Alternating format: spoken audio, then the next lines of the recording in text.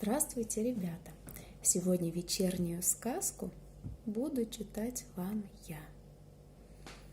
Сказка Самуила Яковлевича Маршака «Почему кошку назвали кошкой». У старика и старухи был котенок черноухий, черноухий и белощекий, белобрюхий и чернобокий. Стали думать старик со старухой: подрастает наш черноухий, мы вскормили его и вспоили, только дать ему имя забыли. Назовем черноухого Тучей, пусть он будет большой и могучий, выше дерева, больше дома, пусть мурлычет он громче грома.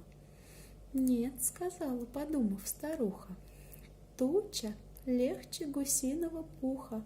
Гонит ветер огромные тучи, собирает их в серые кучи. Свищет ветер протяжно и звонко, не назвать ли нам ветром котенка?»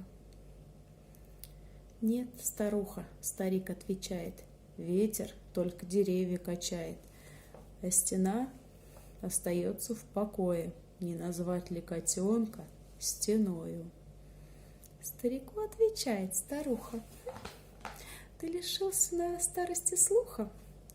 Слышишь, мышка шуршит за стеною, точит деревом мышка-воришка. Не назвать ли нам кошку мышкой?» «Нет, старуха, — старик отвечает, — кошка мышку со шкуркой съедает, значит, кошка сильнее немножко.